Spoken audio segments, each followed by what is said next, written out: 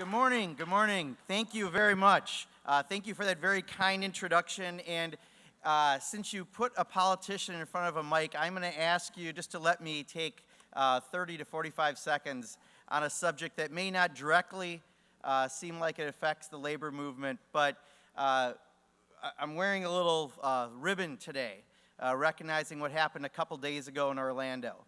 And as I understand it, some of your leadership had a family member that was killed in that tragedy. And I think as we watch the political discourse that happens, and last night Congress once again, following another tragedy with an assault weapon, had a moment of silence. And I hope that you'll all join me in not accepting for Congress to have any more moments of silence, but it's times for moments of action.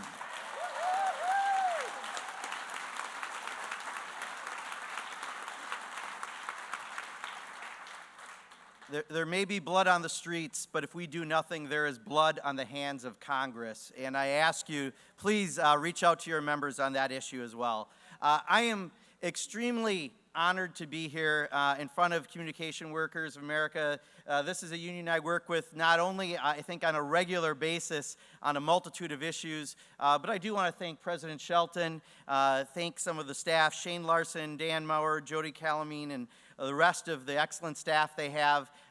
We really appreciate the relationship we have with your union in getting things done, not just for working families, but helping to build a movement, a progressive movement that brings in other allies and partners so that we can actually accomplish economic security for every American, make sure that we have equality for every American. And as I serve as the first chair of the Progressive Caucus, and I can tell you, whether it be issues of labor, whether it be issues of social justice, whether it be issues of dark money, you are there with us on every issue, and together we are going to have an effect on these issues. So thank you so much for all the work that your union does each and every single day. I have especially appreciated working with you guys very closely on the T-Mobile issue, making sure that we did a letter to the T-Mobile CEO, doing a letter to their German parent company, Deutsche Telekom, and to the German government. We led these letters to try to let them know that we needed to have a different action, and we expected more on behalf of your workers. We also, as mentioned, we're very proud to have almost a dozen members of Congress join the picket line literally just hours before you finally had that resolution. What was the longest strike that we've seen in the last half decade. Congratulations on seeing that.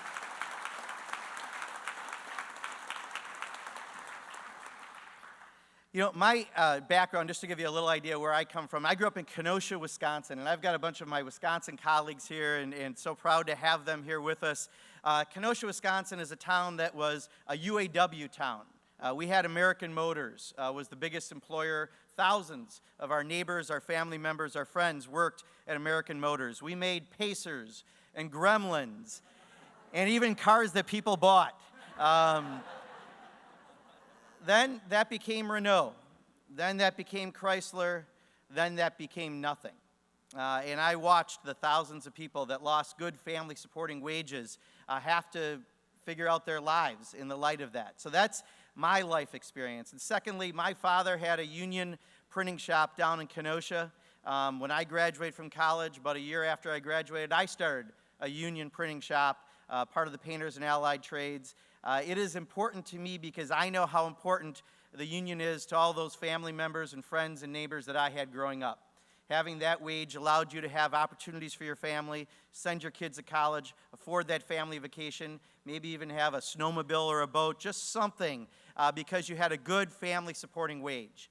And we're watching all too much of that go away in recent times. And again, your efforts are so key on all those issues. You know, it's so important that we are at the table of these decisions. Governor Ann Richards of Texas, former Governor Ann Richards of Texas,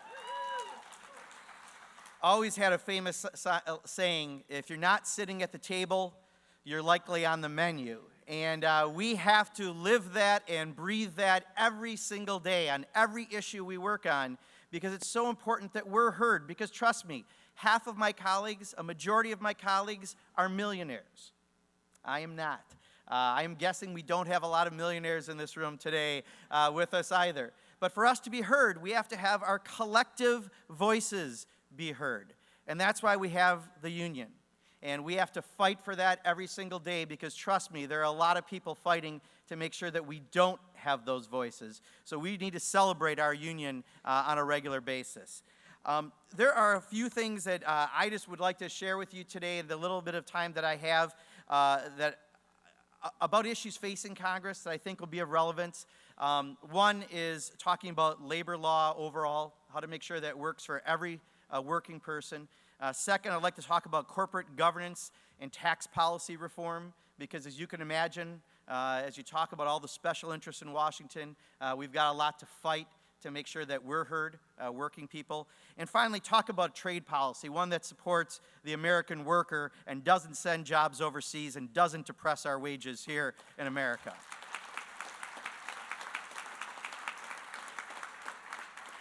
First, when it comes to labor law overhaul, we need to protect workers' right to organize. And that's why Senator Sanders and I introduced the Workplace Democracy Act, to make sure that it's an easier bar for people to be heard in their workplace, that a simple majority of people should be able to be heard if they want to form a union, to have a say in their workplace, to make sure that they have a safe workplace, to make sure that they're heard when it comes to bargaining for their pay and their benefits. We need to make sure everyone has access to that, because that is the single best way we can grow the middle class and pass that legislation in Congress.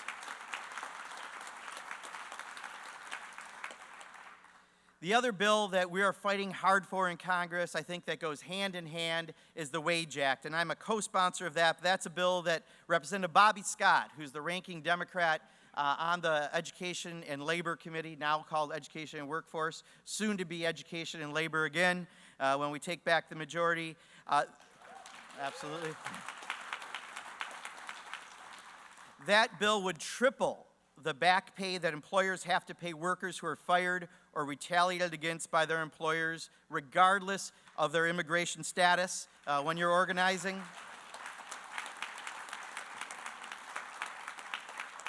And would also provide workers with a right of action to bring suit to recover monetary damages and attorney fees in federal court, just as you can under civil rights laws.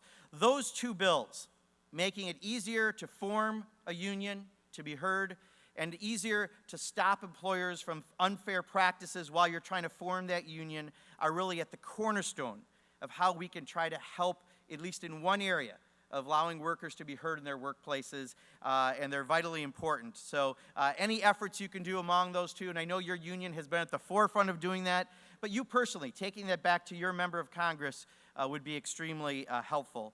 And also, just doing the things that we've did around T-Mobile, trying to push on them when they did their really unfair actions.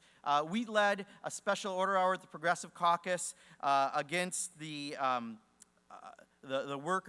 company in New York a couple years ago now. Was that 2 years ago, Shane? Yeah, Cablevision 2 years ago. We led an entire hour on the floor talking about that, putting pressure, and a couple weeks later, a lot of the workers that were fired got their jobs back. We're not saying that was the cause, but we want to help be a part of what helps make sure that we're getting justice for workers on those issues. So thank you for... The other issue that we have to deal with is making sure that we have corporate governance reform and tax policy reform. You may have heard of the issue of tax inversions. We often use terms that aren't used in the real world here in Washington, because let's face it, this isn't the real world here in Washington. And there's a thing called tax inversions, where corporations can buy a small little corporation overseas, claim that's now the parent corporation for tax purposes, pay that lower rate, and avoid paying taxes on their U.S. business. But worse yet, they then take the expenses to do that, and they put it just on the U.S. subsidiary to even further lower their tax burden in the U.S. So in the end, they wind up paying practically nothing. And there are some bills, one that I've introduced, the corporate fair share tax bill, that doesn't allow that. That's called earning strippings. and the other that would end tax deferral, where they can take advantage of not paying taxes on the money they do overseas, and they're holding it until the next time Congress does something dumb, like a tax holiday where we let you nickel on the dollar, because pretty soon they learn they just wait a few years and we're going to let you bring it in on a nickel on the dollar and not pay the taxes that you actually owed. Those are a couple of the reforms that we've got to get done, and there are others, but a couple of the reforms. Let's face it, we're still subsidizing in tax code oil companies. We give tax breaks to corporations for their jets. And yet we can't pass simple things like, I believe you support us on the financial transaction fee. So those high-speed trades, we're collecting a little bit of that revenue, like they're doing in the European Union.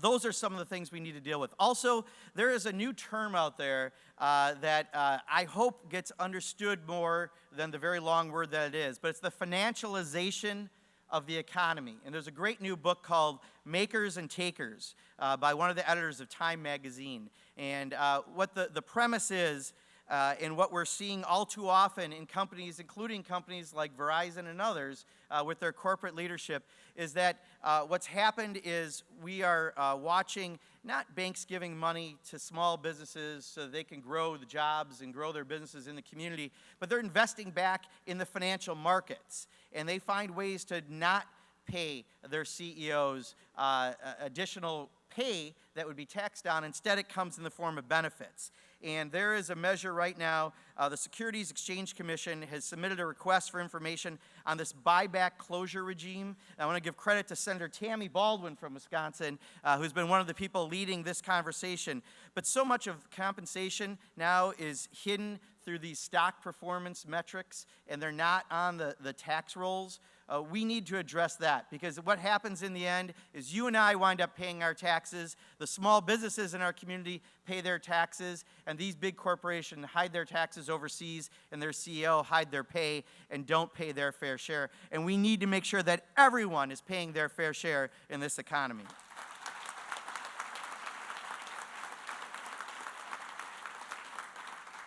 And finally, let me just talk about trade, something that I meet weekly with your staff of your union on. We have members of Congress, labor, environmental, and consumer groups that meet to do everything we can to kill the Trans-Pacific Partnership.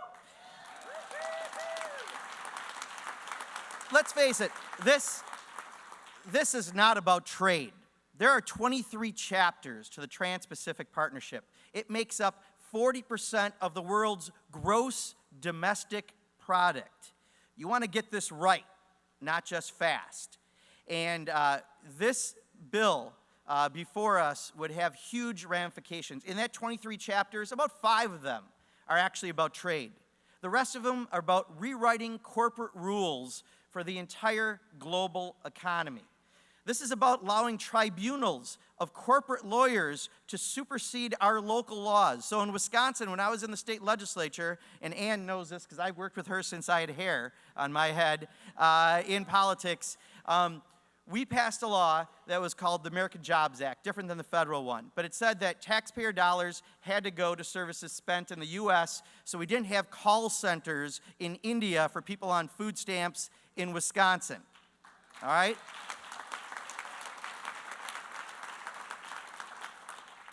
If a company decided that that was going to take away their profits by doing that, a multinational corporation, they could take it through the investor-state dispute settlement provision of the Trans-Pacific Partnership Law and have a 3-person corporate lawyer board decide that law and put monetary damages to our state for passing that.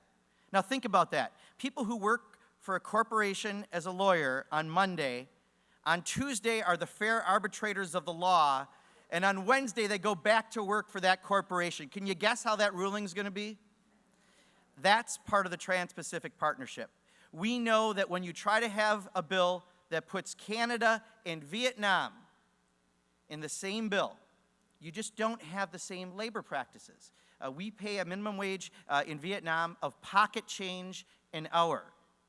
They don't allow unions in Vietnam. You can't have side agreements that are unenforceable that say they'll fix down the road. If you give me a hamburger today, I'll gladly pay you on Tuesday, right? The wimpy law. Well, we have a wimpy bill that's got a bunch of side provisions. That's just some of the problems with the Trans-Pacific Partnership. And I'll tell you, we need to do everything we can to stop. Again, if I can, just because I come from Wisconsin, because I love Wisconsin, and I go back every weekend to Wisconsin, just give you a couple examples. Parker Penn, it was a company, it was founded in 1888 in Janesville, Wisconsin. Now, if Janesville sounds familiar, that's because that's the town that Paul Ryan was born and lives in. At one time, there were over 1,000 people who worked there. And a few years back, the last few jobs went over to Mexico.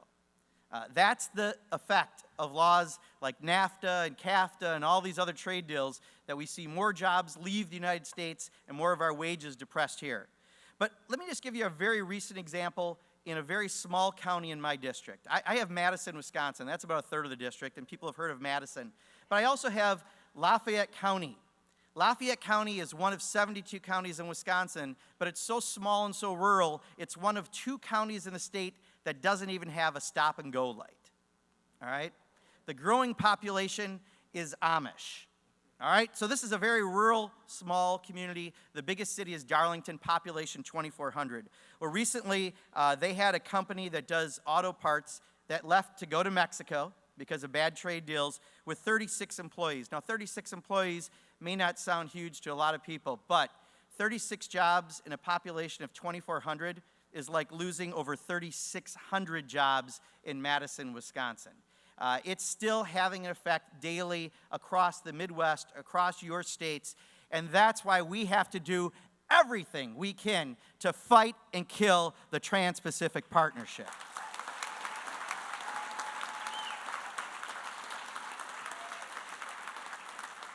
So I'm not going to go longer because I know you have a lot of people talking at you today. I really wanted to talk with you because you are partners that work with me every single day. You work with the Progressive Caucus. You work with those of us who work with labor. You are on the forefront of not just issues for working families, but issues for social and economic justice across the board. I can't thank your union enough for everything it does. I can't thank you enough for all you do, and I really appreciate a little bit of time to be here with you today. Thank you so much.